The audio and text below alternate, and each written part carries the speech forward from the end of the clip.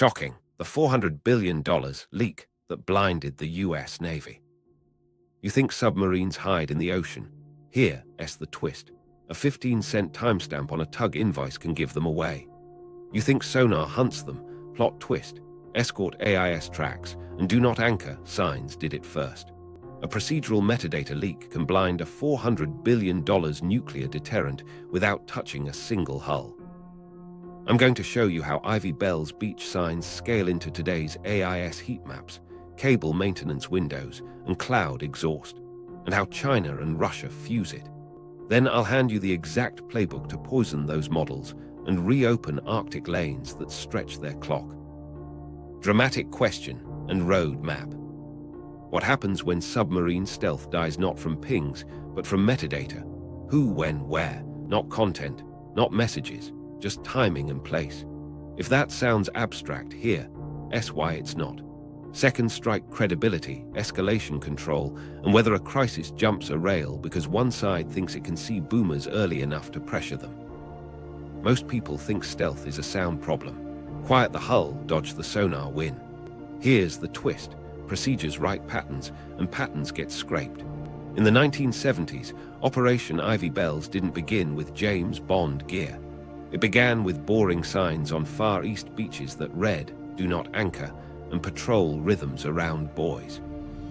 A sailor tracked buoy tender loops, same Monday dawn departure, same loiter at a fixed spar, overlaid those habits with no anchoring arcs and light maintenance notes pinned at a harbor office.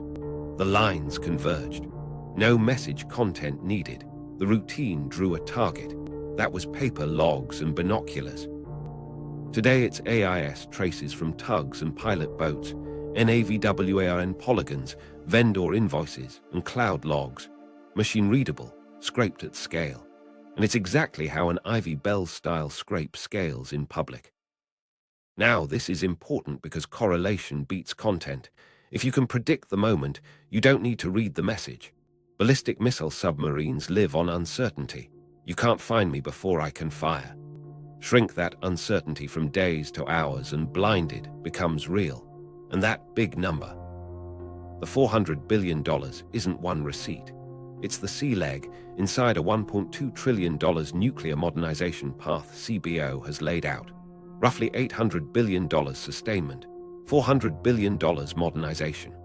The Navy life-extended Trident IID-5 instead of buying a brand new missile.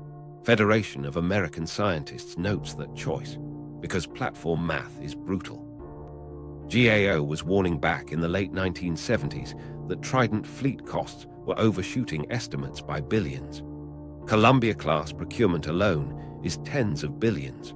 All of it assumes the boats stay unfindable enough to deter a first strike. So here's the roadmap. First precedent, Ivy Bells and the metadata lesson, how do not anchor signs and regular buoy checks gave away a crown jewel cable. Then the blind spot, why SSBN deterrence depends on silence and what blinded means in operational time bands.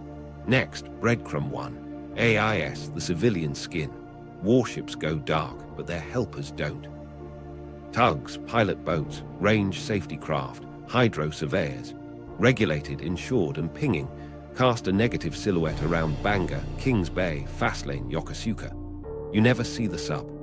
You see its shadow in escort geometry, constant speed legs, synchronized departures, and boundary turns at the same markers.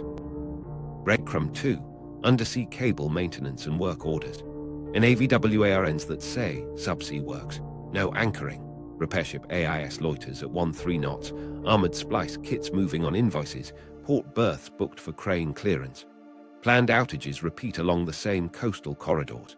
You don't learn content, you learn clocks and nodes. The landing sites and nearshore trunks SSBNs lean on for high-confidence bursts. Breadcrumb 3, port telemetry and cloud logs. Pilotage bookings masked as government. Tug dispatch rosters, restricted berth closures, bunkering slips, courier manifests tagged priority. Cloud exhaust spikes from satellite tasking APIs, weather routing for harbor works, even short SATCOM heartbeats and VHF coughs at range markers. Stack the 3 breadcrumbs and you collapse uncertainty to a tidy hour. Then the fusion. China and Russia don't wing it, they pipeline it. University labs scrape AIS by the terabyte, autocluster recurring escort formations, publish maritime traffic papers that look benign but align with patrol windows. Maritime authorities quietly task research, vessels and fishing militia to drift with passive ears along polygons. OSINT narrows, SIGINT confirms, and ASW assets add pressure right on time. We'll run it in 2 live cases. North Atlantic lanes, where insurer surcharge waivers and local advisories rhyme with tug tandems and blackout slots.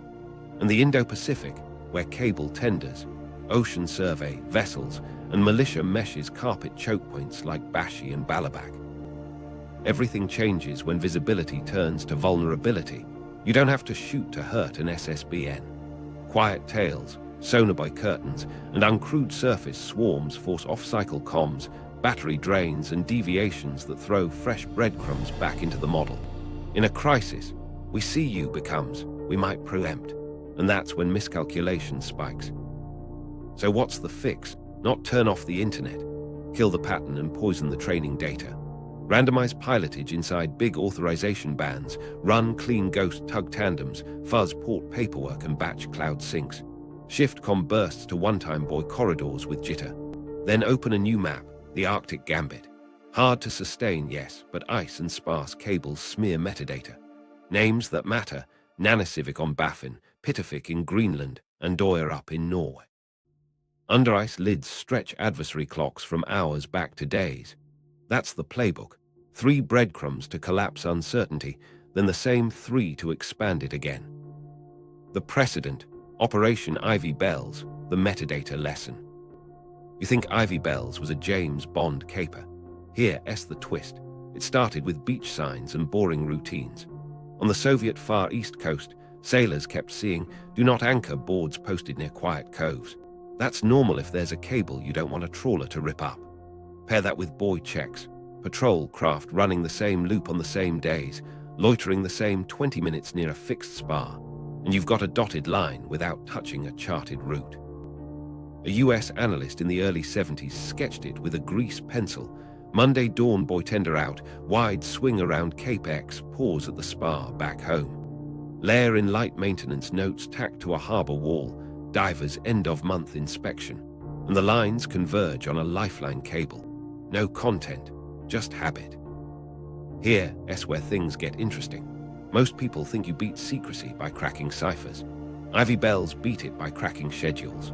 Soviet crews rotated on calendar cadence, patrol guards tightened right before divers went out, and harbor routines never missed their end-of-month window. Procedure wrote pattern. Pattern drew a target. That's what let a US submarine creep in and clamp a recorder on a seabed cable the Soviets thought lived in the dark. The lesson wasn't build a better tap. It was, your admin leaks the map. Now you might be thinking, okay, that was human eyeballs and paper. Exactly, and that's the point. Back then, metadata lived on cork boards and in stamped fuel chits. To scrape it, a person had to stand on a dune with binoculars and a notebook. Today, the same signals spill out as machine-readable exhaust. The Do Not Anchor sign is now a NAVWARN polygon that says subsea works, no anchoring. The buoy tender rhythm is an AIS stream from regulated helpers, tugs, pilots, hydro surveyors, because insurance and safety rules keep them pinging. The Harbour Bulletin is a port agent portal update with time windows, crane clearances, and berth closures. You don't need a beach walk when the cloud does it for you. But wait, there's more. Ivy Bells showed why correlation beats content. The tap confirmed that a specific segment carried high-value traffic and that its load swelled during alerts or exercises. Once you know the when and where, you point scarce, high-end sensors at the right box on the right hour. That leverage is bigger now. A grad student with Python can hoover AIS by the terabyte, autocluster synchronized departures of 2 tugs and a pilot boat off Bangor or Kings Bay, and ring-fence an outbound gate with constant speed legs and tidy boundary turns. University, maritime traffic, papers dress it up as environment modeling. The outputs rhyme with patrol windows. Here's the twist that stings. We ran Ivy Bells on the Soviets. Adversaries now run Ivy Bells too on us. They scrape public AIS, NAVWARNs, municipal procurement dockets, even insurer circulars that extend off our surcharge waivers. Little admin tells that slide exactly across the midnight slot when helpers always stage. They track repair ships creeping at 13 knots along coastal cable corridors, then cross-index with invoices for armored splice kits, rush delivery. They don't read messages, they read clocks. And once clocks harden, quiet tails and pre-basketed sonar lines become cheap bets. Micro-story to grounded.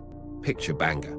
Over 3 months, a pair of harbour tugs you've seen on defence jobs leave within 90 seconds of each other on 11 Tuesday nights. A harbour patrol boat idles at an outer marker for 20 minutes, then sprints home as the tugs reverse track. Local advisories list a temporary restricted area shaped like a neat polygon just outside the exclusion line. An insurer's notice quietly waves off our pilot surcharges through 0300 for safety support on Tuesdays and Fridays this quarter. None of that says submarine.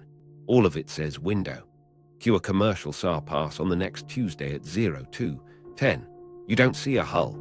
You see faint counterweights at the channel mouth that weren't there Monday. Everything changes when you realize the city around a base hums the tune. Port telemetry, pilotage bookings masked as government, restricted berth closures, bunkering slips, stamps the hour.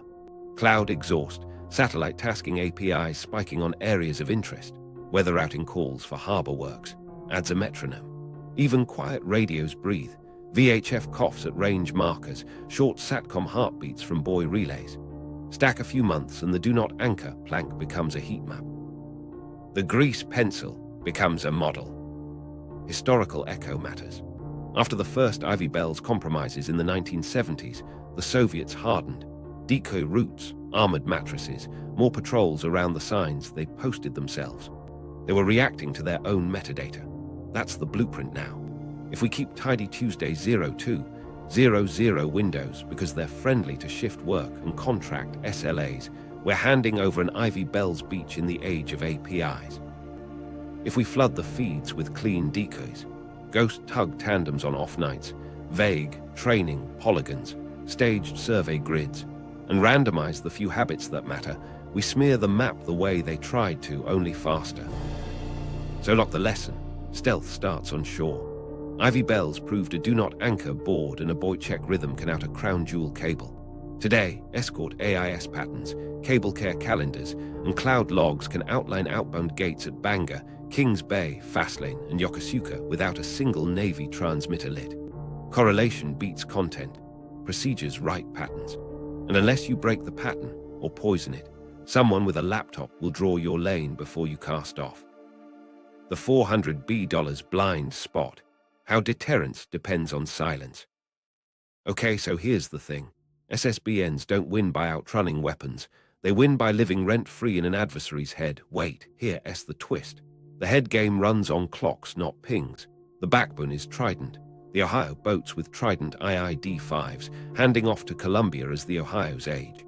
The promise is simple. If you hit us first, enough boats are hidden long enough to hit back. That mental fog, that doubt, is the real shield. Now, this is important because doubt has a clock. Not perfect invisibility, just uncertainty wide enough that nobody can collapse. Where are they? Before those missiles could leave the tubes. Patrol cycles are built around that. Secure outbound lanes, broad patrol boxes or bastions, and rare, short, mostly one-way bursts when conditions line up. You don't need the content if you can time the window. Collapse the window and the edge cracks. You think blinded means the sub can't see. Here's the twist. Blinded means the other side sees too much. If they can shrink uncertainty from days to hours, your risk spikes.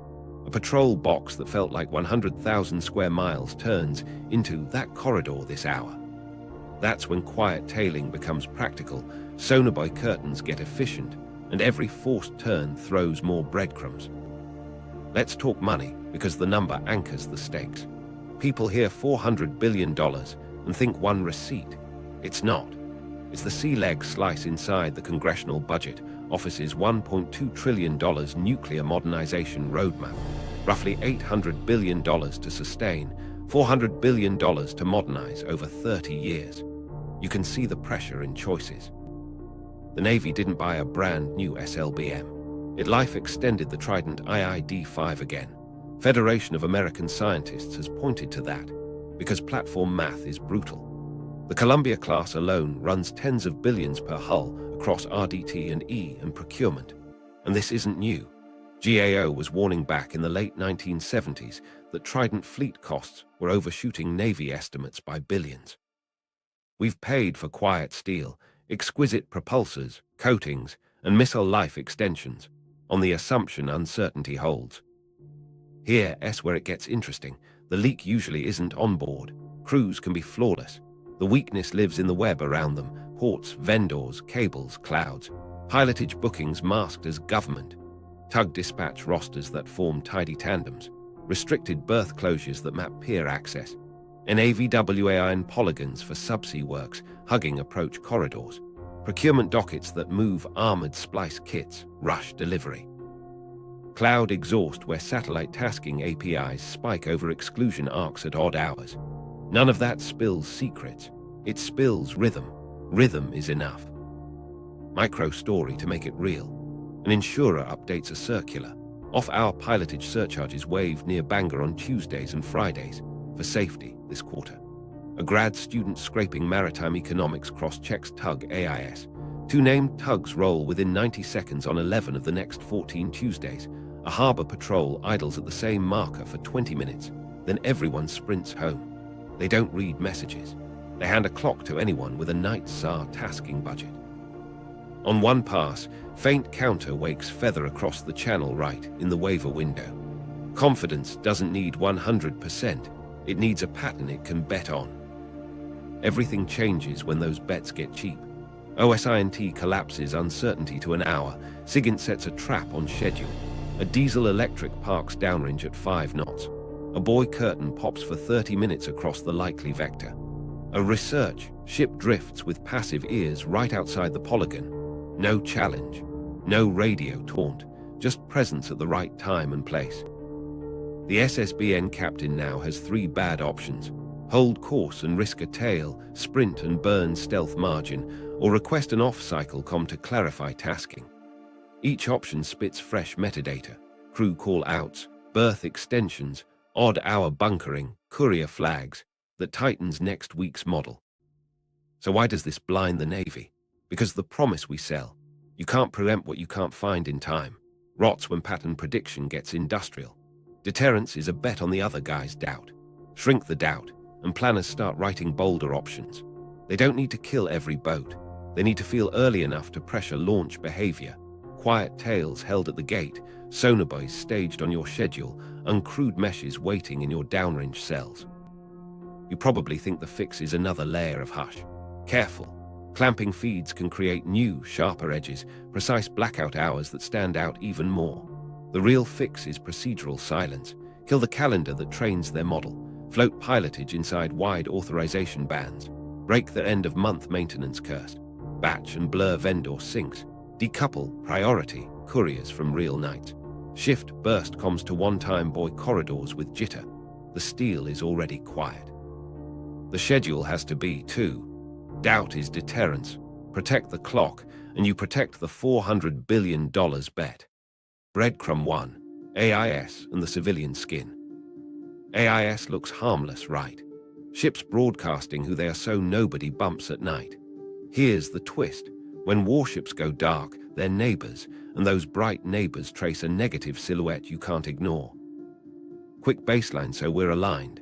AIS, the automatic identification system, pushes identity, position, course, and speed for safety and traffic control. Navies can switch theirs off, and they do. But the helpers around a sub-base can't all go dark. Tugs, pilot boats, harbor patrols, hydrographic survey ships, cable tenders, regulated, insured, and required to ping. That's the civilian skin, and it leaks pattern. You think you need to see the submarine. You don't. You watch its choreography through escorts. 3 tells pop fast once you stack a few months. Synchronized departures.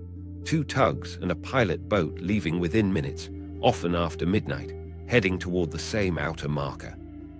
Constant speed legs, helpers pacing at tight 8-10 knots on dredged vectors. No fishing zigzags, just just straight geometry. Boundary turns. Crisp arcs at the same GPS corners near exclusion lines hold 20 minutes sprint home. Now, this is important because it's reproducible anywhere the United States sails SSBNs. Around Bangor and Kings Bay, public AIS shows helper clusters forming in the same late-night windows we flagged earlier. Masked pilotage blocks, government allocation, eat exactly one slot, while harbor patrols idle at range markers for the same 20 minutes, then peel off. You don't need a secret feed. You need time on task and a spreadsheet. Microstory. A pair of named tugs in the Hood Canal slide off their berths at 02, 08 and 02, 09 on a Tuesday. A harbor patrol boat creeps to an outer marker and sits almost exactly 22 minutes. At 02:33, it sprints home while both tugs crank up to 10 knots on mirror tracks. No cargo, no tow. Meanwhile, a local NOTMAR polygon pops that week with a bland, temporary restricted area, training just outside the base's exclusion ring. Next pass, same choreography inside the same 40-minute band. You never saw the SSBN. You saw its hour. Here, the twist. The escorts wrote the timecode. But wait, there's more. The absence of AIS can be as loud as presence. In some approaches, small state craft hiccup. They're reporting exactly at a known turn. Transmission intervals stretch, then resume. Do that at the same bend enough times and you've drawn the elbow of the lane. In congested ports like Yokosuka or Fastlane, the whole is a clean rectangle in a sea of pings. Commercial traffic skirts a zone while government helpers trace the edges. Draw the fence, and you've boxed an outbound gate. Survey and range safety craft add contrast. Hydrographic vessels grid the approach at 4-6 knots before and after dredging cycles, painting the channel's spine. Range safety boats that close water during unnamed training run tidy pickets along the same edges. Their AIS is gospel. Overlay 6 months and your heat map glows along the lane's shoulders. Here's where it gets interesting. The pattern becomes predictive with one more layer, timing. Remember those insurer surcharge waivers near Bangor sliding to 0300 for safety. When those waiver nights line up with synchronized tug departures and marker holds, your confidence jumps. It's the same story at Kings Bay. Helper tandems form on blackout weeks, not every week. At Fastlane, 2 guard craft form a V in the gear lock mouth on a monthly cadence that correlates with council minutes closing a basin at night for works. At Yokosuka, escort legs at constant speed pop after typhoons when routine traffic sleeps, and pilotage rosters carry a blank labeled government. You might be thinking, won't navies just hide the helpers? They can't. Safety, insurance, and port rules keep most civilian hulls lit, and overusing exemptions becomes its own tell. Also, helpers create their own admin trail, pilot assignments, tug dispatch rosters, and bunkering slips that drift earlier or later on the very nights the escorts form. AIS is just one breadcrumb. It's the live one. Method matters, so let me show you the quick workflow an Adversary grad lab runs on Tuesday night. Scrape AIS by the terabyte for helpers based within 20 nautical miles of Bangor, Kings Bay, Fastlane, Yokosuka. Auto-cluster departures of 2 or more tugs within 5 minutes between 00:30 and 04:00, vectoring toward known channel markers. Filter for constant 8-10 knot legs and 15-25-minute idles near boundary corners. Overlay NOTMAR and AVWARN polygons that week. Uprank nights with temporary restricted areas. Correlate with local fee notices or pilotage blackout slots if available. What falls out isn't a magic dot. It's a probability window you can set your watch to. That window cues higher-end collection. A commercial SAR shot on the quarter hour, a research vessel loitering with passive hydrophones just outside the polygon, or a militia trawler mesh idling engines along the shelf break at the right time. Here's the twist for blue teams. You don't have to kill AIS to kill the pattern. Poison it. Script clean ghost nights, tug tandems and marker holds that mirror your geometry at plausible hours on off weeks. Feed bland, training, polygons that fence a decay lane. Run survey grids across alternates to paint believable spines, and randomize real moves inside wide authorization bands so the clusters never settle. If you must go dark, don't do it on a neat cadence. Jitter the exemptions so blackout hour stops being a clock.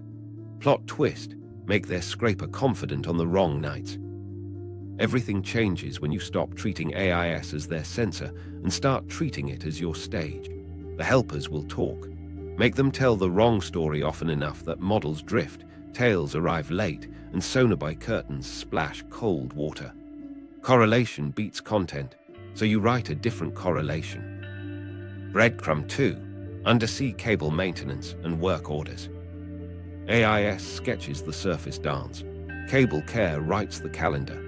Here, S where things get interesting. You don't need to tap a line to learn its value. You read its schedule, and the schedule screams timing. Start with rhythm. When a coastal segment hiccups, the whole ecosystem wakes up. Maritime authorities publish NAVWARNs with neat polygons. Subsea works, no anchoring. Repair ships with distinctive crane silhouettes creep at 13 knots right along known corridors. Port agents block berths with height and crane clearance notes. Depots rush, armored splice kits, and repeaters to the quay. None of that leaks content. All of it leaks clocks. You think planned outages are boring. Plot twist. Planned outages repeat along the same nearshore legs that hug SSBN-friendly approaches. When the same landing site posts reduced capacity, windows that quietly stack near exercise seasons, you've got a clue. If the contractor roster shows the same jointing team winning back-to-back fixes, you've got another. Keep names out of it. The metadata is enough. RFP IDs, invoice batches, delivery notes with weak numbers. Method in the wild. Step 1. Scrape NAVWARNs that say subsea ops, no anchoring, or cable repair. Step 2. Track AIS of known repair vessels. Slow, deliberate loiters, tidy figure eights while they test a joint, then long static holds. Step 3. Cross-index with shore logistics.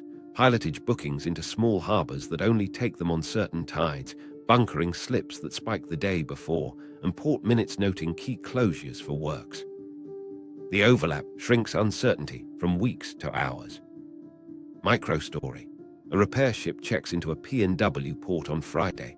By Monday night, AIS shows it inching south at 1.7 knots, then parking near a shelf break for 14 hours. An NAVWARN polygon pops, subsea works, no anchoring, through Wednesday. A municipal procurement PDF, public by law, records a 15M armored splice kit, rush delivery last week. You don't know whose packets ride that trunk. You know the clock where a high-confidence coastal node is getting love. If you're an adversary, you don't chase the cable.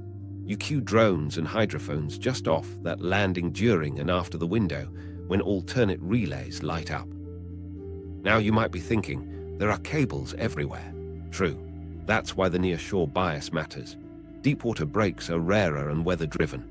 The juicy breadcrumbs happen where human schedules rule, landings tucked near bases, shelves and straits with easy access, short legs that get serviced on tidy calendars. People love Mondays. Models learn Mondays. Vendor marketing adds leakage. Months later, glossy case studies brag. Challenging splice at 28 meters, landing X, winter window Y, great portfolio piece. Awful OPSEC. Even without that, procurement trails talk. Council minutes authorize key closures. Job postings ask for cable jointing techs weeks 42-44 near Kitsap. You just circled the month. Here, S where everything clicks with Breadcrumb 1. Map repair loiters against escort geometry. If a subsea works, polygon hugs the shoulder of an outbound lane you already sketched from tug tandems and boundary turns, you've got a node and lane pair. Add timing. When do polygons appear? How long do loiters last? And your hourglass neck gets tight. That's when an adversary quietly parks a research vessel with passive ears just outside, or drifts a USV string along the shelf break to catch any odd wakes when comms shift to alternates. But wait, there's more. Cable care also tells you when not to look. If a landing goes dark for upgrades and vendor schedules pile in, smart planners move real bursts to one-time buoy corridors or alternate trunks. That shift leaves its own paper. Small workboats with odd call signs sprinting buoy to buoy at twilight, followed by a scatter of short SATCOM heartbeats in a neighboring beam. Correlation beats content. The calendar pushes the burst elsewhere. The side-channel pings confirm the lane's alive. Concrete workflow. An adversary lab runs on a Sunday night. Pull the week's NAVWARNs within 50 nautical miles of Bangor, Kings Bay, Fastlane, Yokosuka. Flag polygons within 5 nautical miles, your AIS-defined lane shoulders. Watch repair ship AIS for sub-2, not loiters overlapping those polygons. Check public dockets for berth closures or municipal invoices tied to armored splice, jointing, repeater. Assign a probability score and spit out hour windows for cheap tasking. 1 SAR pass, 1 research drift, 1 glider hop. Fusion with cloud exhaust tightens the knot. Commercial satellite providers see area of interest requests rise right on those polygons. Weather routing APIs spike for harbor works in the same tide window. Courier manifests log a night hand carry to a port office priority. Each alone is noise. Together, they're a metronome. So what do you do if you're blue? You blur the calendar. Randomize maintenance inside wide authorization bands. Split spares across decoy ports so no single courier run screams urgency. Publish big, fuzzy safety polygons that don't neatly frame your real nodes. Seed deek loiters. Repair ships idling near benign spurs on off weeks so their models tighten on the wrong nights. And throttle sync. Push port ERP mirrors in noisy midday batches, not at 01:40 when the key actually woke up. Microstory 2. Over quarter, a base partners with a cable contractor to run 3 clean decoy loiters on off weeks, issues generic subsea works, polygons 2 nautical miles off the real corridor, and moves real maintenance into a weekend window once, a Wednesday dawn the next. Internal red team OSINT that used to nail burst hours to plus or minus 30 minutes can now only box a 4-hour band. The next adversary SAR pass arrives on time at the deek. The lane stays cold. Headline: Cable Care doesn't tell you secrets, it tells you when secrets move. If you can read the work order, you can write the watch bill. Break the schedule or feed a false one, and you stretch their clock again. Breadcrumb 3, port telemetry, cloud logs, and the quiet pings. AIS and Cable Care sketch the stage. Port telemetry and cloud exhaust cue the actors. Here, that's where things get interesting. You can read a harbor day like a calendar without ever seeing the submarine. Start simple pilotage and tugs. Most ports book pilots into slots and dispatch tugs against expected hull moves. Even when the line item says government, the timestamp doesn't hide. If 2 pilot slots vanish from 01:30 to 03:00 on second Tuesdays, and the tug roster shows a tandem callout at 01:40, you're staring at a lane going hot. Paperwork hates surprises, so these clusters repeat around shift changes and tide windows. Models love that. Restricted berths and bunkering add color. When a pier closes for safety, commercial traffic routes around it. That closure becomes a neon arrow to anyone stacking months of notices. Helpers that support sensitive moves also top off fuel on a rhythm. If bunkering slips to odd hours right before and after blackout nights, that's operational tempo bleeding through the admin layer. Now the cloud. Plot twist. Almost none of this is secret, but a lot of it sinks. Commercial satellite providers expose innocuous tasking endpoints, area of interest, uploads for customers. You don't see targets, you see timing. If AOI spikes appear over exclusion arcs during quiet hours, the metronome is loud. Same with weather routing.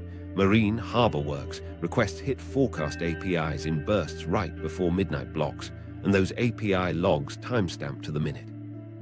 Logistics SaaS platforms spit courier manifests tagged priority when a sealed pouch must reach a pier office by 23:45.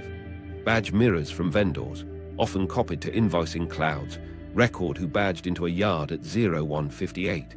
None of that says SSBN. All of it says now. You think radio silence means silence. Here's the twist. Radios still breathe. VHF near range markers coughs little check-ins. Harbor control, guard boats, safety lines. SATCOM heartbeats are worse. Even encrypted, the time on beam reveals when terminals wake and sleep. Stack 6 months and those tiny pings align with pilotage blackouts and tug tandems. Correlation beats content. Let me show you the fusion workflow an adversary lab runs on a boring Wednesday. They start with the port diary, scrape pilotage logs for masked slots labeled government, and tug dispatch rosters that show two-boat tandems between 0030 and 0400. They overlay restricted berth notices and council minutes that close keys for works. Then they pull cloud exhaust, AOI tasking timestamps from commercial satellite partners, weather routing API bursts tagged to harbor coordinates, and any public-facing vendor integrations, courier manifests, badge mirrors, time aligned to the same night. Finally, they grab RF crumbs, VHF metadata near range markers, and anonymized SATCOM session starts in beams that hug the bay mouth. If 3 of those lanes line up within 30 minutes, they call it a window and queue cheap collection. 1 SAR pass, 1 research drift, 1 USV string on the shelf break. Micro story.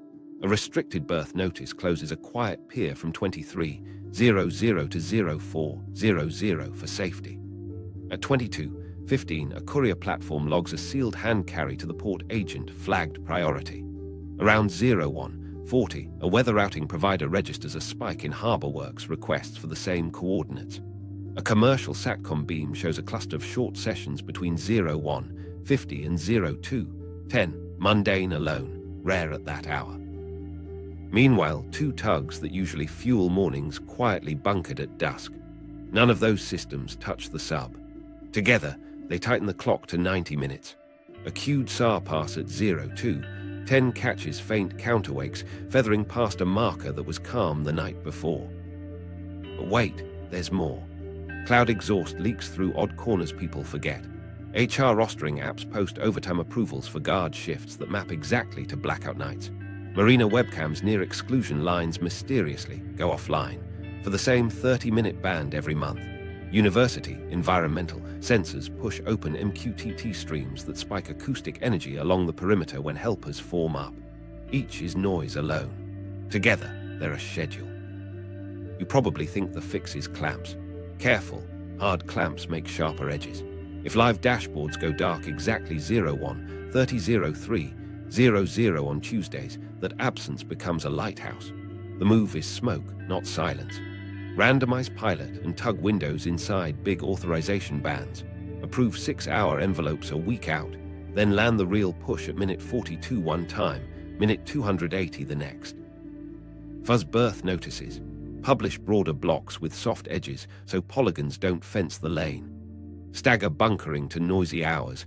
Batch courier runs so priority appears 3 times for every live one. And delay badge mirrors 24/72 hours with cover entries on decoy nights. Scripted harbor noise is the power play because it hits all 3 breadcrumbs. On off weeks, run a clean rehearsal. 2 tugs roll, a pilot boat holds at the marker, patrol checks VHF, and a dummy SATCOM terminal offshore throws a brief heartbeat, believable, layered, and useless. Pair it with a vague harbor works polygon and a repair ship loiter near a benign spur. You just fed AIS, paperwork, and RF a decoy meal. Do it irregularly so models train on the wrong nights. Micro story 2. Over 8 weeks, a base floats pilotage inside 6-hour envelopes, runs 5 ghost nights with tug tandems and bland safety polygons. Batches vendor syncs to noon and 18:00 and seeds a decoy buoy relay that clicks once down a false lane. An internal red team that used to nail the window to plus or minus 30 minutes can only box a 4-hour band. The next foreign SAR pass arrives on time, over the decoy polygon, and catches nothing but helper wakes from your rehearsal. The real move slides at 03:20 on a Sunday, inside the same envelope their model now thinks is cold. Key point, ports and clouds will talk. Make them tell a messy story. Blur the clock, not by hiding everything, but by flooding clean fakes, batching syncs, and jittering the few habits that matter. When the schedule smears, tails show late, buoy curtains splash cold water, and we see you turns back into we think, maybe. Adversary OSINT to SIGINT fusion, how they target. Hand the 3 breadcrumbs to a motivated adversary and watch them turn trivia into timing. You think they guess. Here's the twist. They industrialize it. China and Russia run pipelines. OSINT in at the top, SIGINT and ASWQs out the bottom, on a weekly clock, not a wartime scramble. Step 1 is scrape. University labs and state-linked institutes hoover AIS by the terabyte, NAVWARNs with every subsea works. No anchoring, polygon, council minutes on key closures, insurer circulars waving off our surcharges, and municipal procurement dockets listing armored splice kits, rush delivery. They don't need secrets, they need timestamps. Code that looks like maritime traffic modeling, clusters exactly the escort geometry we walked through. Synchronized tug departures, constant 8-10 knot legs on dredged vectors, and boundary turns at the same GPS corners near exclusion lines at Bangor, Kings Bay, Fastlane, and Yokosuka. Now, this is important because those open clusters become a clock. When Bangor's helper tandems pop most Tuesdays at 02-0003-00, the same window and insurer extended surcharge waivers, for safety. The model flags a high probability hour. When NAVWARN polygons hug a nearshore trunk outside Kitsap during that week, and a repair ship loiters at 1-3 knots across it, the hour sharpens. Add a pilotage blackout labeled government allocation, and they've got the neck of the hourglass. Here's where it gets interesting. Once OSINT collapses uncertainty to a tight band, they layer SIGINT and passive sensors. Cheap, quiet, deniable. Maritime authorities cue research, vessels to drift along the polygon's shoulder with passive hydrophones over the side. Fishing militia trawlers form a slow mesh along the shelf break. Nets up, engines idling, AIS compliant but geometry gridded. A diesel-electric slides downrange at 5 knots to sit in the likeliest down-current cell. Overhead, a commercial partner slips in a night SAR pass exactly on the quarter hour the tug tandem usually forms. No one shouts, hunt. Everyone shows up on time. You think SIGINT needs content. Plot twist, it needs a schedule. RF teams pre-place coastal hydrophones where helper heat maps trace lane shoulders. They watch for tiny VHF coughs at range markers, and for short SATCOM session starts in beams that cover the bay mouth in the flagged hour. Even if everything's encrypted, the pattern of wake-ups across 3 blackout nights is the tell. One confirmation, an acoustic swell when the escort geometry would pass, pushes a sonar curtain 10 miles downrange for 30 minutes, right when your lane tends to go hot. Pressure, not contact. Microstory. A Western Pacific Institute publishes an environmental traffic paper clustering escort formations near Yokosuka. A month later, Japanese local notices show night harbor works polygons near the same corners, while a Chinese-flagged ocean survey ship loiters just outside one polygon. On 2 Thursdays, a militia trawler checkerboards the 1,000-meter contour at sub-friendly speeds. A commercial SAR pass, tasked by a weather client, catches faint feathered counterweights in the seam. Nobody declares a track. Everyone books the same hour next week. But wait, there's more. The pipeline feeds on cloud exhaust. Commercial satellite providers count area of interest uploads. Spikes over exclusion arcs during midnight bans line up with tug tandems. Weather routing APIs for harbor works surge minutes before pilotage blackouts. Courier SAS logs night hand carries to pier offices tagged priority on the same nights. Badge mirrors from vendors, copied to invoicing clouds, show after-hours entries at 01:58. Each stream alone is boring. Fused against AIS and NAVWARNs, it's a metronome. But therefore chain tightens in contact. The model flags Tuesday 02:00. Therefore a research drift stages at the polygon's edge. It hears a low-frequency push. Therefore a buoy line splashes downrange at 02:25. The SSBN alters to dodge. Therefore escort tugs sprint longer on the home leg, and bunkering slips bump to dawn. Therefore the OSINT layer retrains on the new cadence. Next week the SAR pass slides 10 minutes, the militia mesh shifts 1 cell, and the curtain lands closer. Weeks, not months. You probably think the fix is to starve their OSINT. Careful, ports, insurers and universities won't stop publishing, and hard blackout rules just sharpen edges the models love. The winning move is to feed and mislead. Seed ghost tug tandems on off weeks. File bland, training, polygons that fence decay lanes. Run repair ship loiters near benign spurs while throttling sink so invoices batch at noon, not at 01:40. Float pilotage inside 6-hour envelopes so synchronized departures never stabilize. Shift com bursts to one-time buoy corridors with jitter so SATCOM heartbeats never rhyme. When their OSINT clock drifts, their SIGINT shows up late, sonar buoys splash cold water, and quiet tails lose the handoff. Final note, fusion makes them fast, but it also makes them brittle. Poison the training data and their confidence drops. Doubt breaks the pipeline. And doubt is exactly what your deterrent North Atlantic patrol lanes. Theory's fine. Let's watch the map talk in the North Atlantic, where paperwork is tidy and helpers can't help themselves. You think you need classified sources? Here, the twist. Insurers, port minutes, and AIS heat maps give you the hour hand. Start at Naval Submarine Base Kitsap, Bangor.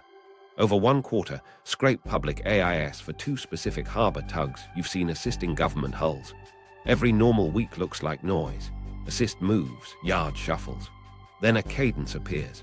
On 11 of 14 Tuesdays, those 2 tugs push off within 120 seconds between 02:00 and 02:20. A harbor patrol craft leaves 5 minutes earlier, idles at the same outer marker for roughly 20 minutes, then sprints home the moment both tugs reverse course at 10 knots. Their tracks lay perfect constant speed legs on the dredge channel, with crisp boundary turns at the same GPS elbows. No cargo in tow. No lingering, just choreography. Now you overlay the paper trail. A local insurer's circular quietly extends off our pilotage surcharge waivers for safety support in the Bangor area on Tuesdays and Fridays until 03:00 for the next quarter. Council minutes note temporary night access restrictions around the North Basin on select weeks with no reason given beyond safety. NOTMARs post neat polygons, temporary restricted area, training, just outside the base exclusion arc. Stack 3 months, and the waiver window overlaps the tug tandem nights almost every time, while the polygons fence the very corners where the patrol craft holds. The map's whisper becomes a metronome. Okay, so here's where it gets interesting. A commercial satellite team on a perfectly legal task for a weather client drops 2 night SAR passes onto that Tuesday window. On one, faint feathered counterwakes show at the channel mouth that weren't there on Monday or Wednesday. Thermal the next week picks up 2 tiny warm dots in the same standby positions, helpers idling, then twin hot streaks racing home on mirror legs. You never see the SSBN. You see the window light up and go dark on schedule. But wait, there's more. 3 days after several of those blackout weeks, a hydrographic survey vessel gridded Cumberland Sound at 46 knots, laying a braid exactly over the channel spine, then pausing at a short corridor it ignored on normal weeks. Months later, it publishes a bland, channel condition note. The timing lines up so cleanly with the helper windows that the lane shoulders glow red on a 6-month heat map. That's not a dot, that's a play clock. Hop east to Kings Bay, Georgia. The approach is broader, currents trickier, but helpers still leak rhythm. A pair of tugs labeled for government work form late-night tandems on blackout weeks, not every week. Pilotage rosters show a single government allocation block that eats 1 slot between 01:30 and 03:00. Range safety boats stage a short picket near the Camden County line on those same nights. County Commission notes, public by law authorize key lighting tests at a restricted berth on 4 of the next 8 Thursdays. The tests happen in the same band. Pull AIS and you'll see those helpers run tidy 8-10 knot vectors to and from the same boundary turns with identical idle times at the same markers. Micro story. A Maritime econ grad pulls insurer waivers for the Southeast, flags Kings Bay's Tuesday-Thursday extensions, then lines them up with tug tandems and pilotage blanks. They request 2 night SAR passes on those slots through a commercial provider they interned with. On one, The water just outside the channel shows the faintest disturbance pattern, counterweights crossing like fingers, right when the patrol picket usually sits. They did catch anything. They proved the clock. Now swing to Scotland. HMNB Clyde at Fastlane. The public pilotage diary isn't as open, but the civilian ocean still talks. 2 guard craft, eyes lit, form a V at the mouth of the Gare lock on a monthly cadence, hold for 15-20 minutes, then fall away down the Firth of Clyde, while 2 tugs run home at constant speed. Argyll and Bute Council minutes, buried on page 7, approve restricted access to the North Basin on several Wednesday nights. University Environmental Monitoring boys in the Clyde upload open acoustic time series. On those V formation nights, low-frequency energy creeps up just enough to mark a push. Remember, correlation beats content. The echoes rhyme the roster. Here's the twist that matters for targeting. Weather is a filter, not a shield. When a gale shuts normal harbor moves and the pattern still appears, waver clocks extend, guard craft take station, tugs roll at 02:10 in driving rain. That's confidence fuel. Adversaries outrank those nights because the noise floor dropped and the choreography stayed. Now the method, tight and boring, the kind that wins. Build a probabilistic lane by stacking. Escort geometry, synchronized helper departures, constant speed legs, boundary turns, marker holds. Administrative anomalies, surcharge waivers to 0300, government allocation, pilotage blanks, restricted berth minutes. Safety polygons, temporary training, or harbor works, advisories that fence the same corners. When the overlaps glow, you don't need a centerline. You have lane shoulders and an hour band good enough to cue cheap pressure, a diesel-electric parking 5 knots downrange in the likeliest cell, a 30-minute sonobuoy curtain splashed across the vector on the quarter hour, a research vessel drifting just outside the polygon with passive ears over the side. No challenge, no chase, just presence on time. Everything changes when blue feeds back into the model. An outbound gate held at 02:10 for months trains a schedule. A single sprint to dodge a suspected tail bumps helper bunkering to dawn, slides a restricted berth extension by 40 minutes, and lights a courier priority stamp at 23:30. Those ripples retrain the adversary pipeline. Next Tuesday, their SAR pass slides 10 minutes. The buoy line lands closer to your elbow, and the quiet tail shows up earlier. That's why the fix will run next. Ghost geometry, fuzzed paperwork, and Arctic lanes has to hit the clock, not the steel. Case Study B, Indo-Pacific shadows. Now the Pacific, where traffic density multiplies leakage, and the map never sleeps. You think chaos hides everything. Here, the twist. Dense lanes make routine pop, and routine draws a box around subs faster than anywhere else. Start at the choke points. The Luzon Strait, Bashi Channel especially, is a conveyor between the South China Sea and the Philippine Sea. Cables hug the contours, repair ships don't wander. Watch the known tenders, fat bows, A-frames, slow cranes. Their AIS shows 13 knots creeping along the 1,000-meter line, then long static holds. NAVWARNs light up with neat polygons, subsea works, no anchoring, just off Itbayat and Sabtang. Pair that with ocean survey vessels, plan-affiliated but flying civilian flags, loitering right outside those polygons, engines at idle, hydrophones over the side. Cable care maps the arteries, survey shadows listen at the shoulder. Here's where it gets interesting. Fishing militia turn noise into a fence. Dozens, then hundreds of trawlers form slow meshes along the shelf. Engines barely ticking, nets up half the time, AIS compliant enough to look harmless. Geometry says otherwise. Grids bloom along Bashi and Balabac, across the Verde Island Passage in a pinch, and down through Lombok and Sunda when weather routes shift. Overlay the meshes on recurring subsea works, polygons, and you get a living picket where an SSBN would thread to deeper water. Microstory. A cable tender stages out of Kaohsiung, takes on a jointing kit, then slides south at walking speed along a trunk skirting the battens. 2 nights later, a Chinese ocean survey, ship paints lazy figure eights northeast of Bashi. Meanwhile, a militia checkerboard grows along the 1,000-meter contour, nets stowed, engines idling. Taiwan posts a brief safety advisory in the same patch. That hour, a commercial SAR pass, tasked by a weather client, catches the faintest feathered counterwake ghosting southeast through the grid's thinnest seam. Nobody saw a hull. Everyone saw the clock. Now layer port rhythm. Yokosuka and Sasebo help us leak the hour even when warships go dark.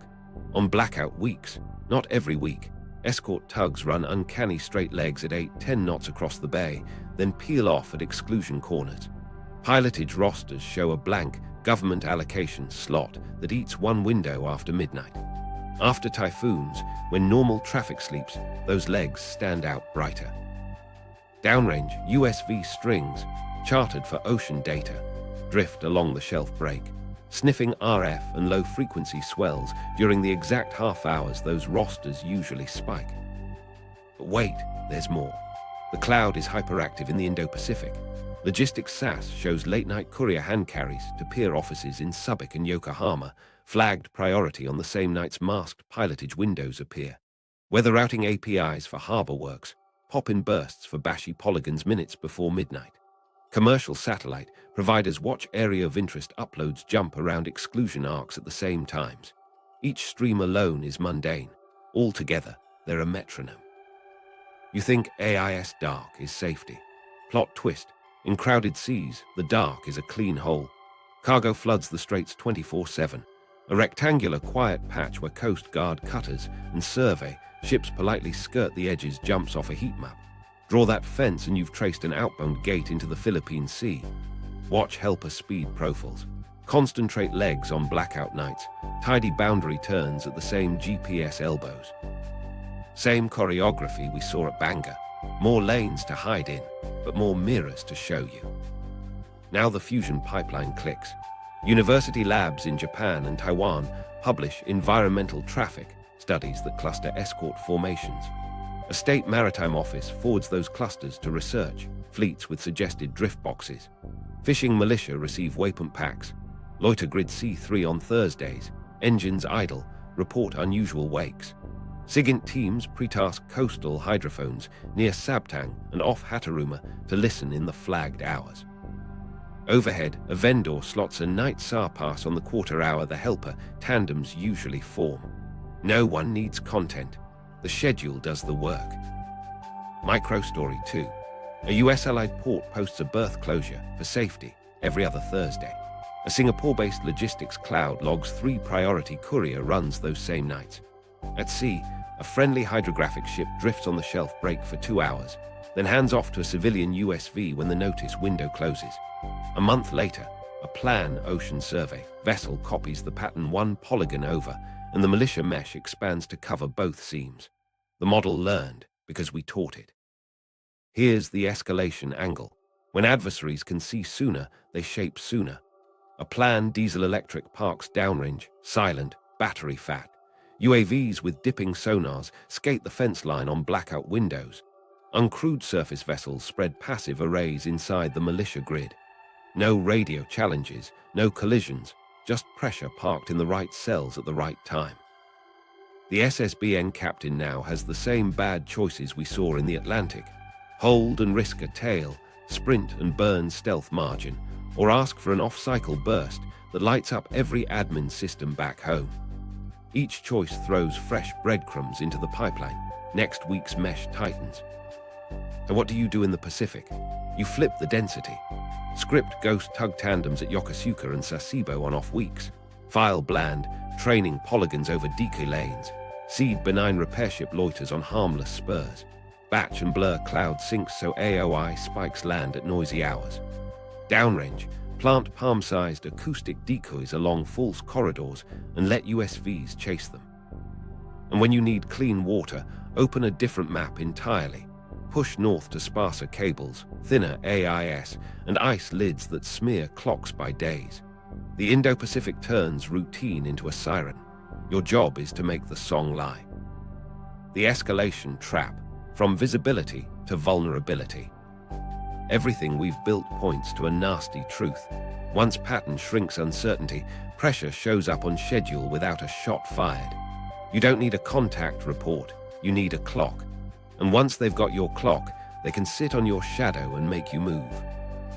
Here's where things get interesting. Detection today isn't a blaring ping. It's quiet tailing with diesel electrics parked 5 knots downrange, sonar by curtains that pop for 30 minutes on your usual blackout nights, and uncrewed surface strings drifting right where your escort geometry always points. A research. Ship loiters just outside a bland polygon. No radio call, no close pass. Just assets in the right cells at exactly the hours your vendors taught them to expect. Choice 1 for the SSBN captain.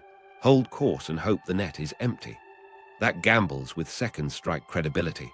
If a quiet tail was pre-placed in the seam your helpers always outline, you've gifted continuity. Choice 2, sprint or snake.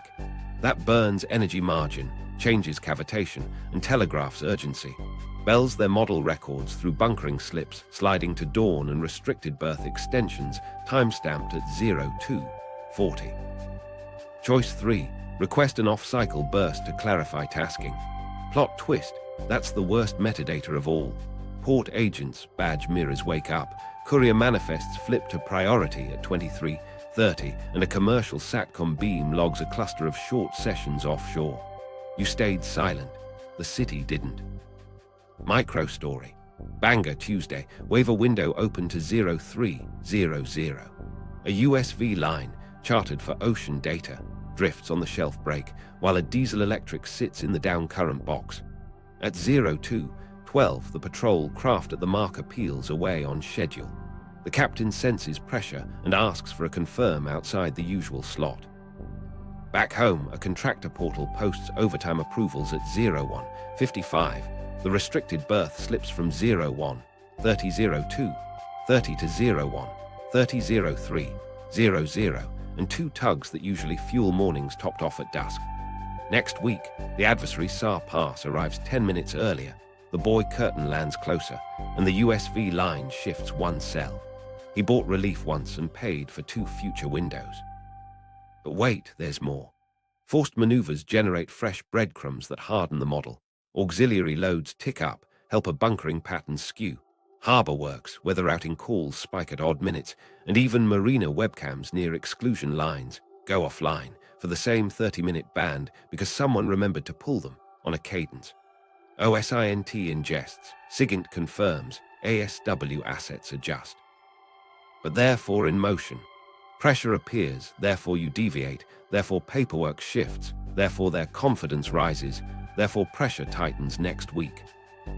Frame it in a crisis and the trap snaps. We see you doesn't need to be said. It's implied by the precision of presence, assets appearing in your lanes on 3 straight blackout nights. On the 4th, a planner writes a bolder option, hold tails at the gate in a shooting war. The SSBN skipper, feeling boxed, pushes for an alternate corridor or an extra burst. Each mitigation writes a new timestamp the pipeline loves. Windows shrink, nerves fray. Indo-Pacific dynamics make it worse because civilian skins are policy tools.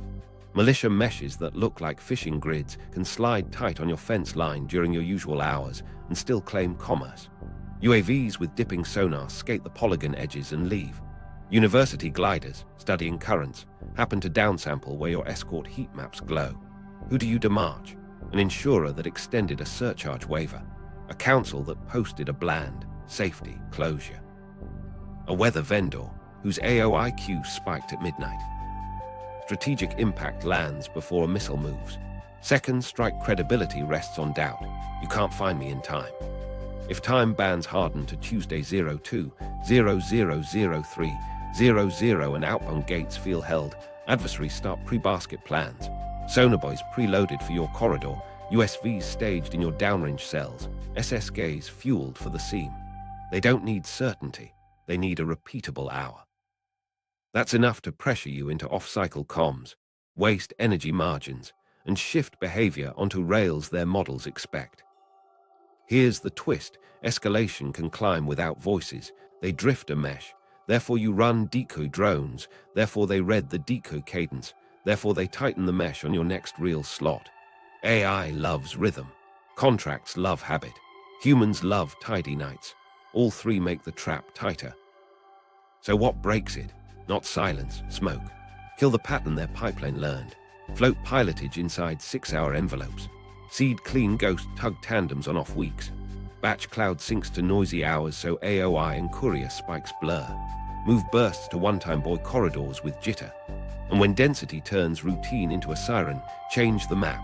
Ice lids and cable-like corridors at Nanisivik, Pituffik, and Andoya stretch the clock from hours back to days. Doubt returns, tails show late, and pre-basketed curtains splash cold water. That's how you turn visibility back into uncertainty. Countermoves, how to break the pattern without breaking the fleet. So what now? Turn off the internet. Not happening. The only winning play is to break the pattern without breaking the fleet. You don't need perfect secrecy, you need plausible noise. The goal is simple. Stretch their time bands, poison their models, and force bad bets while your crews keep normal readiness. Start with decoys. Lie loudly, but cleanly. Script ghost tug tandems that look exactly like your real geometry. 2 helpers depart within 120 seconds after midnight. Run constant 8-10 knot legs down the dredged vectors. Hold 20 minutes at the same boundary corner, then sprint home. Back the ghosts with bland paperwork. An NOTMAR that draws a big, fuzzy training polygon, a quiet surcharge waiver that extends to 0300 for safety, and a restricted berth closure line that matches the decoy hour. Models love consistency. Feed them just on off weeks. Now randomize the real thing. Kill the Tuesday at 0200 curse. Float pilotage inside pre-approved 6-hour envelopes, say 22:00 to 04:00. Then land the live move at minute 42 one week and minute 310 the next. Tug dispatch uses a dice roll seeded schedule so crews can't unconsciously drift back to neat nights. Fuel bunkering for helpers slides to noisy hours, midday with commercial peaks, or batches across unrelated jobs so the pre-post fueling tell dies. Maintenance timing breaks their end-of-month habit. Authorize a wide span, then pick mid-cycle on purpose. The target isn't chaos, it's engineered wobble. Data minimization buys time without drama. Strip precision on public-facing docks, week, not day when legal, day, not hour ranges, not minute stamps. Port advisories say night window, not 01:45:02:20. Batch cloud syncs so nothing spikes in the live window. Satellite AOI uploads batched at noon, not at 01:52. Vendor badge mirrors delayed 24/72 hours. Courier SAS pushes 3, priority. Hand carries every week on the same route and hour, only one of them tied to a real move. If the adversary can't trust timestamps, they can't set the trap on time. Here's where it gets interesting. Hit all 3 breadcrumbs at once with scripted harbor noise. On off weeks, run a full rehearsal. 2 tugs depart on cue, a pilot boat idles at the marker, patrol calls in a couple of short VHF checks, and a small craft offshore carries a dummy terminal that throws a brief SATCOM heartbeat in a plausible beam. Meanwhile, a repair ship loiters near a benign cable spur at 13 knots, and the harbor posts a vague subsea works. No anchoring, polygon nowhere near your real node. AIS, cable care, RF, all lit up, all useless. Do it irregularly so their model trains on clean lies. Micro playbook, use it like a checklist. Pilotage, 6-hour envelopes pre-cleared weekly. Actual minute, drawn from a cryptographic PRNG seed locked in ops planning. Tugs, ghost tandems 2 to 3 times a month. Real tandems jittered plus or minus 180 minutes inside envelopes. Paperwork, broad, fuzzy polygons. Surcharge waivers extended on select off weeks. Restricted berth notes with soft edges. Sync, vendor mirrors at noon/18:00. AOI tasking uploads delayed to batch. Badge logs posted next day with cover entries. Couriers, 3, 1 decoy to live ratio. Identical routes and signatures. Comms need their own wobble because heartbeats tell time. Shift from cozy fixed windows to one-time corridors. Pre-plant buoy relays that wake unpredictably, pass a burst and sleep for weeks. Vary beams and polarizations, jitter dwell times and rotate nights. If Tuesday was the habit, make it a random Wednesday between 22:00 and 04:00 this cycle, then a Sunday at 03:20 next. When cable care surges near a landing, new NAVWAIN polygons, repair loiters, push bursts to an alternate trunk or a pre-authorized offshore buoy corridor, even if senior dips a little. You're trading clarity for ambiguity, and ambiguity buys more than signal strength ever will. But wait, there's more. Go small versus small in the drone ocean. Seed palm-sized acoustic decoys down false lanes on your ghost nights. Cheap pingers that paint a slow, deep mural the way their hydrophones love. Park low-power expendable jammers on innocent buoys that fuzz USV data links and downlink channels for 20 minutes right when your real window lands. Not a big RF shout, just enough denial to break sync and make a buoy curtain splash late. Culture and contracts have to shift or the calendar will creep back. Build metadata discipline like noise discipline. The timestamp is a signal. Train crews, port agents, tug dispatchers, and contractors on 3 rules. Log course, batch syncs, avoid minute stamps. Rewrite SLAs so performance doesn't equal predictability. Bonuses for executing inside randomized envelopes, penalties for early, precise posts on key closures or tug dispatch times. Strip KPIs that force monthly inspection by day 28 at 09:00. That's the exact cadence an Ivy Bell style scrape loves. Run Red Team OSINT drills every quarter. Give an in-house grad level cell no special access, only AIS, NAVWARNs, council minutes, insurer circulars, vendor portals and public cloud exhaust. Tell them to collapse Bangor, Kings Bay, Fastlane and Yokosuka to an hour. If they hit plus or minus 60 minutes more than twice, change a rule this week. Widen an envelope, add ghost geometry, throttle a sync, or fuzz a polygon. Post the ambiguity leaderboard across vendors. Nobody wants to be the shop that trained Beijing's model. Here's the twist. Don't break the fleet to blur the map. Randomization can't trash crew rest or tide windows. Ghost runs can't burn out pilots. Keep touches light and layered. Tiny timing jitters, clean decoys, small jammers, fuzzed paperwork. You want to raise the pattern, you'll smear it just enough that SAR passes arrive late, USV strings chase phantoms, sonar by curtains fall cold, and quiet tails miss the handoff. Doubt is deterrence. Protect the clock, and the $400 billion bet vendors, holds. Contracts, and the too helpful habit. Here's where things get interesting. The cleanest boat in the fleet can still get clocked by a cheerful port agent who loves tidy calendars. Stealth dies in helpful habits long before it meets a hydrophone. You think secrets live in vaults, plot twist. They ooze out of invoicing portals, SLAs, and customer transparency dashboards. Start with procurement metadata. Nobody writes, SSBN move Tuesday 02:00. Right, they write, armored splice kits available weeks 42-44 near Kitsap. That's a calendar. They post, overtime qualified tug crews for restricted move support Tuesdays and Fridays Q3. That's a rhythm. Job ads say, badge-enabled electricians for North Basin, night shift, clearance preferred. You just circled a pier and shaded the hours. Contracts harden the leak. SLAs reward predictability. Response within 2 hours. Monthly inspection by day 28. Weekly status call at 09:00. Perfect for performance, perfect for models. After Ivy Bells, the Soviets learned the same lesson. Routine buoy checks and calendar rotations painted their cable. We're replaying it with cloud dashboards and KPI brag boards. A 100% on-time scorecard is a 100% pattern. Port agents multiply exposure because each piece syncs on its own clock. Tugs publish nightly dispatch rosters. Pilot offices confirm government allocation, blackout slots. Crane outfits log night lighting test at a restricted berth. Couriers ping late hand carries priority. None of them conspire, but the overlaps rhyme. A council minute approves a key closure, an insurer extends off-hour waivers for safety, and a marina cam near the exclusion line goes offline for maintenance. Again, the same 30-minute ban. Add 3 months, and the mosaic spells a window. Now the too helpful habit. Humans love clean. A conscientious ops lead schedules sensitive moves on neat, repeatable nights so crews sleep and vendors smile.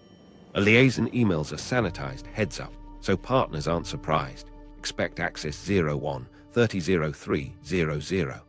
A project manager color codes a shared calendar and leaves anyone with link on.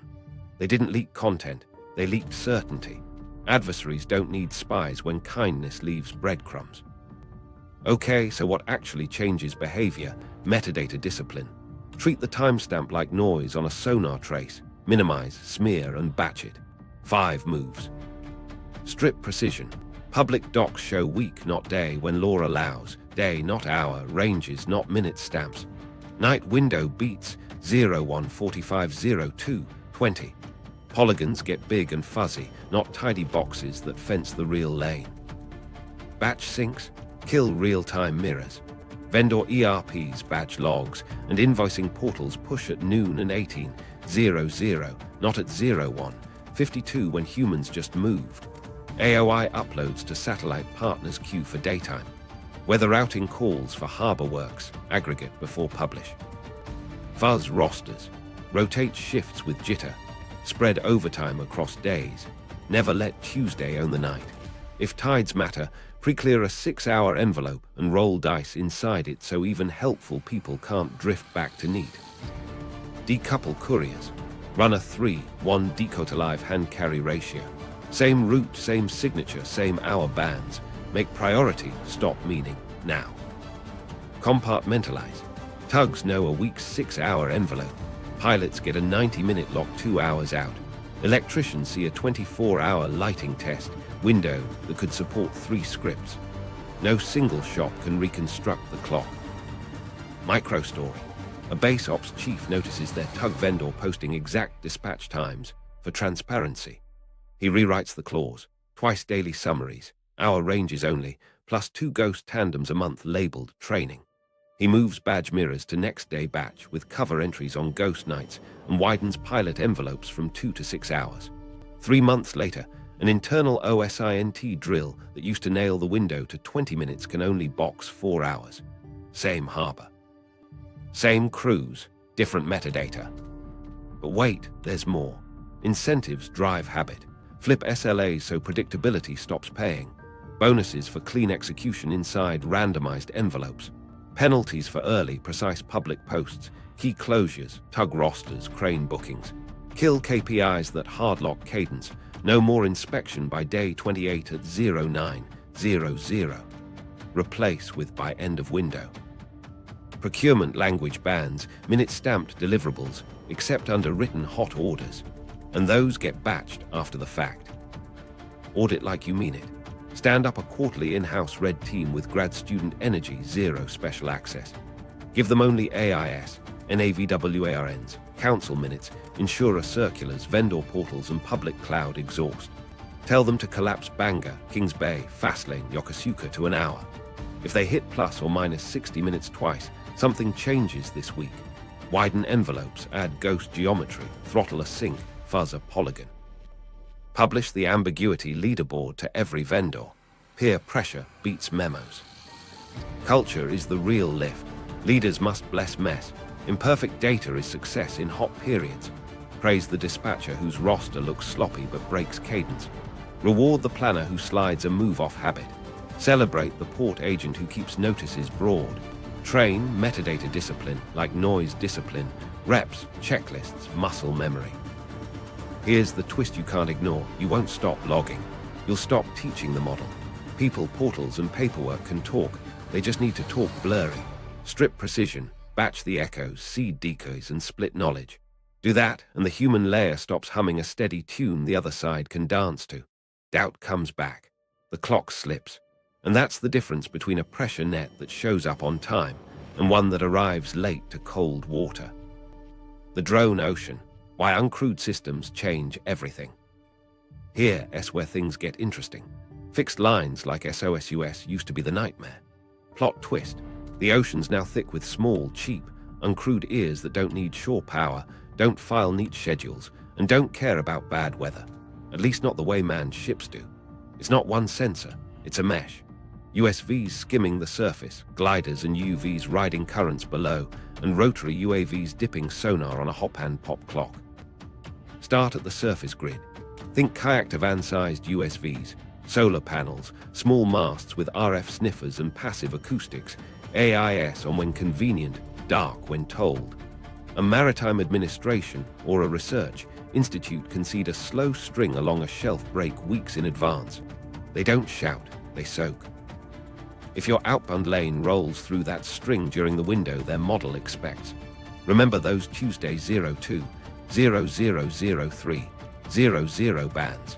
They hear the low-frequency push of bulk water, the faint pressure rise that escort geometry creates, or the tiny SATCOM heartbeat from a buoy relay you thought was quiet. Identity isn't the goal. Timing is. Below that, gliders change patience into coverage. University labs launch them for oceanography, and lots of the data's open. Same hulls, different payload, different upload path, and you have quiet pickets along cable corridors and straits. A diesel-electric or a survey ship seeds a glide line a week before your likely push. The gliders surf isotherms, yo-yo for days, and post chunks of acoustic snapshots whenever they find a link. Even a near miss helps. If 3 gliders see a slow, odd swell near the shelf on your blackout hour 3 weeks in a row, the mesh shifts tighter. Aerial drones speed the play clock. Rotary UAVs with dipping sonar used to be boutique. Now coast guards, maritime admins, and even chartered barges can launch them. They don't camp, they skate. Dip for 5 minutes on your usual quarter hour, hop 1 cell, dip again. Hit 6 boxes across the lane shoulders, and the odds stack without raising a radio challenge. If the model says your tug tandem forms at 02, 10, a flight plan hits 02, 15, 02, 25, 02, 40, 3 cheap rolls in the right casino. RF sniffing rides on everything. Small USVs carry antennas to catch VHF coughs at range markers, SATCOM sidebands from relay buoys, and cellular oddities where shore nets bleed over the water. You think encryption saves you. Here's the twist. They only want wake-ups. When the same narrow beam lights twice a month in the same 5-minute band, the mesh pins that hour and moves assets accordingly. Correlation, not content. Now plug this into the pipeline you've already seen. OSINT collapses uncertainty to an hour with AIS helpers, NAVWAI and polygons, fee waivers and council minutes. Therefore, task the mesh. USVs drift on the shelf break. Gliders ride the contour. UAVs bounce dips along the fence. A research ship listens just outside the polygon. A commercial partner slots a night SAR pass onto the quarter hour. 1 shot, cheap. Nobody says hunt. Everyone shows up on time. Micro story. Western Pacific Bashi Channel. A university glider line posts a public current study track that just happens to bracket the 1,000-meter contour. A week later, a Chinese ocean survey, hull idles outside a subsea works, no anchoring polygon. At 02, 22, a UAV dips twice on the fence. Gliders upload a small low-frequency spike later that day. A commercial SAR pass, tasked by a weather client, sees faint feathered counterwaves threading the mesh. No hull ID, just a clock that keeps being right. But wait, there's more. The mesh is deniable by design. USVs can be chartered through cutouts. Gliders fly university flags. UAVs launch from Coast Guard training. Data routes through weather firms and maritime labs. It's lawfare and logistics wearing a hydrophone. You can't demarch a kayak. Counters have to respect cost curves. You can't station a destroyer next to every floating solar board. So go small versus small and mess with timing. Plant palm-sized acoustic decoys, cheap pingers, down false lanes on your ghost nights. Let them paint a slow, deep mural that hydrophones love while your real lane moves inside a jittered envelope. Park low power, expendable jammers on innocuous buoys that fog USV downlinks and UAV control bands for 20 minutes exactly when your live window lands. Not a brute force blast, a narrowband sneeze that breaks sync and slips under thresholds. Now flip the script. The drone ocean works for blue, too. Blue-side USVs can spoof escort geometry on off weeks, mirror your 8-10 knot legs, Hold 20 at the marker, peel back. Blue gliders concede, false swell, murals downstream, herding adversary meshes into the wrong sea. Blue UAV dips can dot deek grids that teach their model to love a lane you never use. Layer it with paperwork, the bland, training polygons, surcharge waivers to 0300, restricted berth notes, and your lie gets legs. Models eat consistency. Feed them on your schedule. Here's the quarterback mindset. You're not a ghost, you're calling deception plays. Scripted harbor noise sets the snap count. Ghost tug tandems pull linebackers. Decoy pingers send safeties deep. A 30-second jammer burst picks the blitz. Your real run hits the gap that just opened, not the chalk line the other side prepared. If their SAR arrives 10 minutes late, if their sonar curtain splashes cold, if their SSK parks one cell off, your second strike keeps its time banned. Micro story 2. Bangor Quarter. 5 ghost nights with tug tandems, bland polygons, and a repair ship loiter near a benign spur. Downrange, 6 palm-sized pingers wake in sequence along a false corridor. 3 USVs tighten, a UAV dips twice, a glider line pivots. The live window slides at 03:20 on a Sunday inside a 6-hour envelope. A low-power jammer on a moored buoy fuzzes links for 18 minutes. The pre-basketed curtain splashes late. The wake fades clean. Plot twist, none of this erases risk. Weather will cancel drones and your decoys. Currents will carry USVs into lucky spots. But engineered wobble plus clean lies force their mesh to chase maybes, not certainties. The clock slips, doubt returns. And doubt, not silence, is what keeps a $400 billion bet alive. The Arctic Gambit, reopening the old forts. Here's where things get interesting. If the civilian ocean won't shut up, go where the ocean itself muffles the choir. Plot twist, the Arctic turns metadata into mush. Thin AIS density, sparse cables, ugly weather, and ice that eats small sensors for breakfast. Why the Arctic?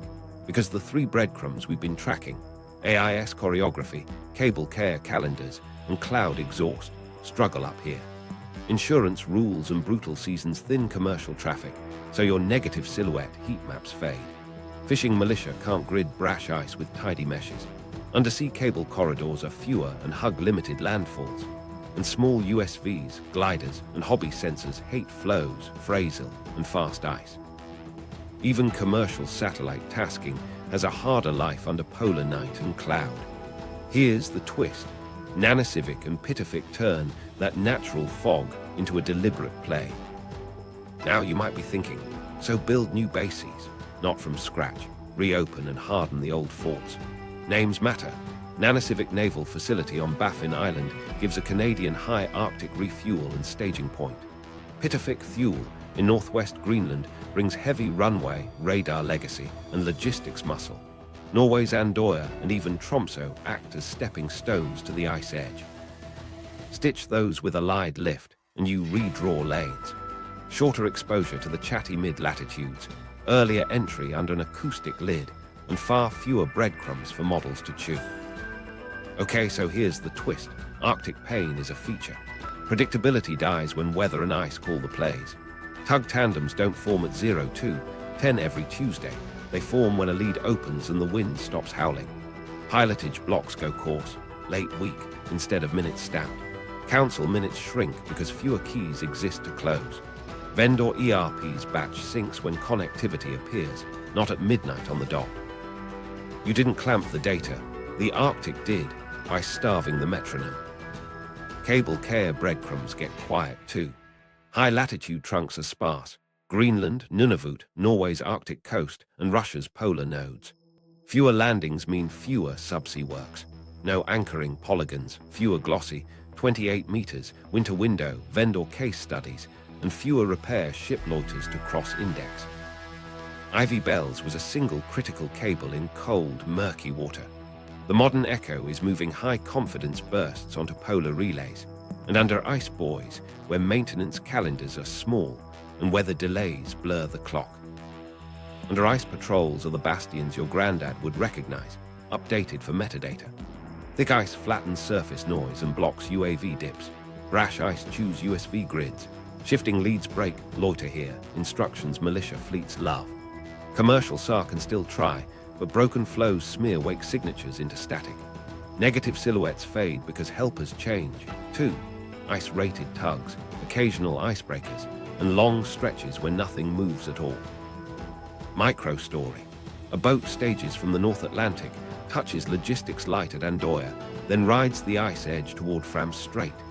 Pilotage notes show weather-dependent window late week, not 01, 4502, 20. No insurer waiver clocks, no midnight surcharge extensions. A single NAVWARN polygon for ice management sits broad and fuzzy for 5 days. A commercial provider's area of interest queue spikes once at noon, batch upload, rather than a neat 0200 trickle. Downrange. A research USV plan to drift the shelf is recalled for brash ice damage. The adversary model that loved Tuesday nights now shrugs for days. That's time you can spend being a question mark again. But wait, there's more. Pituffik and Nanisivik aren't magic. Logistics hurt up here, diesel gels, cranes freeze, pilots need polar ratings, and every resupply spawns paperwork trees that can leak if you let them. So bring the playbook north, metadata discipline on day 1. Strip precision in public docks, night window, and ice dependent, not minute stamps. Batch syncs by design. Push ERPs at midday when SAT links behave, not in the live window. Compartmentalize knowledge into envelopes so no single vendor can reconstruct the clock. And yes, run ghosts even here.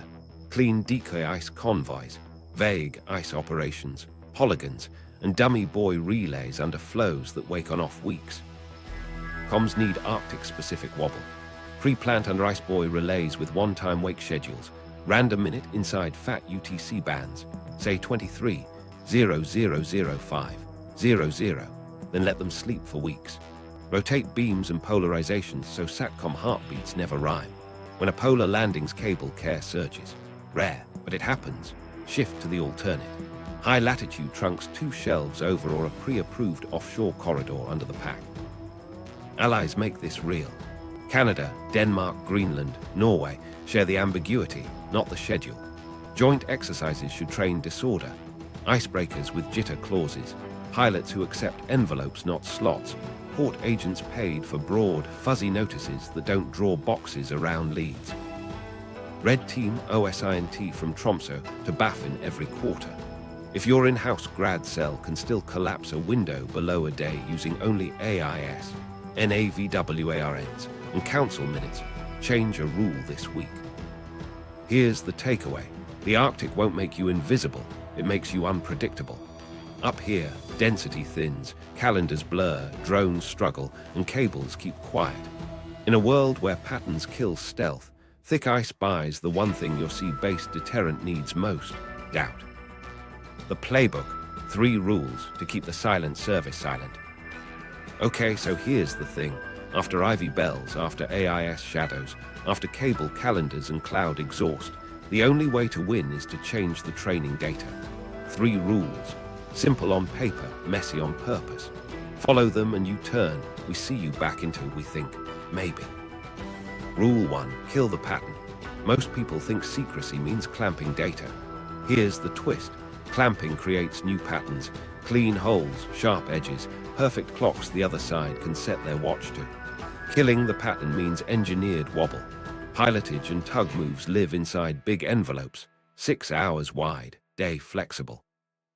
You pre-clear 22, 00 to 04, 00 for the week, then you actually move at minute 42 on Sunday, minute 310 on Thursday, minute 187 next time. Helpers don't top off right before and right after. They fuel at noisy hours or batch with unrelated jobs, so pre-post bunkering dies as a tell. Maintenance stops hugging end of month. You authorize a span, then you pick mid-cycle by dice. And comms, no more cozy windows. Rotate beams, jitter minutes, push one-time buoy corridors that wake unpredictably and go back to sleep for weeks. The point isn't chaos. It's rhythm that never repeats long enough for a model to lock. Rule 2, lie loudly. You probably think fakes will look fake, not if they're clean and layered. Ghosts should mirror your own choreography. 2 tugs depart within 60-120 seconds, run constant 8-10 knot legs on the dredged vectors, hold 20 at the same boundary elbow, then sprint home. Back it with bland paperwork. A training polygon that's big and fuzzy, a surcharge waiver that stretches to 0300 for safety support, and a restricted berth note with soft edges. Toss in a survey sweep that paints a tidy grid across an alternate lane. And when it helps, let a repair ship loiter near a benign cable spur at 13 knots under vague subsea works. No anchoring advisory. Models love consistency. Feed them on your off nights. Don't overclock the lie. 1 ghost is a glitch. A dozen over a quarter becomes a routine. They'll spend SAR shots, USV drifts, and sonar by curtains chasing. That's your goal. Rule 3. Shrink the blast radius. Most leaks aren't on the boat. They live in vendors, portals, SLAs, and customer transparency. Compartmentalize clocks so no one shop can reconstruct the window. Tugs get a 6-hour envelope sometime this week. Pilots see a 90-minute lock 2 hours out. Port electricians see a 24-hour lighting test that might support 3 scripts. Strip precision on anything public. Week not day where you can. Day not hour. Ranges not minute stamps. Batch cloud sinks at noon and 18:00 so nothing spikes at 01:52 when humans just moved. AOI tasking uploads batch in daylight. Badge mirrors to invoicing cloud slip 24/72 hours with cover entries on ghost nights. Couriers run a 3:1 deco to live ratio. Same route, same signature, so priority stops meaning now. If every echo is smeared and late, the OSINT pipeline can't hand a precise clock to the SIGINT crew. Here's where things get interesting. Thread all 3 rules together, and you hit every breadcrumb at once. Scripted harbor noise lights AIS with believable geometry, cable care with harmless loiters, and RF with tiny dummy heartbeats. Randomized windows smear the schedule so their grad student code fails to cluster on Tuesdays at 02:00. Shrunk blast radius keeps portals and vendors from humming a metronome. And the drone ocean, you go small versus small. Palm-sized pingers paint a slow, deep mural down false lanes on decoy nights. Low power, expendable jammers on anonymous boys sneeze on USV downlinks for 20 minutes when your real window lands. Just enough to break sync, not enough to start a radio war. Micro playbook. Use it like a checklist before a hot cycle. Authorization envelopes. Pre-clear 22:0004:00 for 7 days. Draw live minutes from a seeded PRNG nobody outside ops can predict. Escort geometry. 2 to 3 ghost tandems per month. Real tandems jittered plus or minus 180 minutes. Boundary holds mirrored on fakes, never twice in a row on lives. Paperwork, big, fuzzy polygons. Surcharge waivers extended on select off weeks. Restricted berth notes with soft starts ends. Sync control. Vendor mirrors at noon/18:00. AOI tasking delayed to batch. Badge logs next day. Courier 3:1 deco ratio on fixed routes. Sensor smoke. Decay. Subsea works. Loiters at benign spurs. Dummy SATCOM heartbeats from small craft offshore on ghost nights. Palm-sized pingers down false corridors. Culture and contracts make it stick. SLAs that force neat cadences. Inspection by day 28 at 09:00. Monthly status call Thursdays at 10:00. That's Ivy Bell's bait. Rewrite them. Pay for ambiguity. Bonuses for clean execution inside randomized envelopes. Penalties for early, precise public posts. Train metadata discipline like noise discipline. The timestamp is a signal. Reps, checklists, spot checks, and audit for real. Stand up a red team OSINT cell with grad-level energy and 0 special access.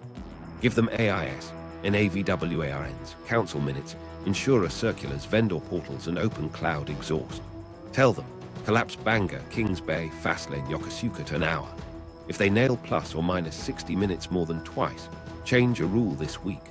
Widen an envelope, add a ghost, throttle a sync, fuzz a polygon, and publish an ambiguity leaderboard across vendors. Peer pressure beats memos. Now you might be thinking, won't this wreck readiness? plot twist. Light touches add up without burning crews. You don't move tides, you move minutes. You don't silence ports, you smear their rhythm. You don't jam the spectrum, you sneeze right when it counts.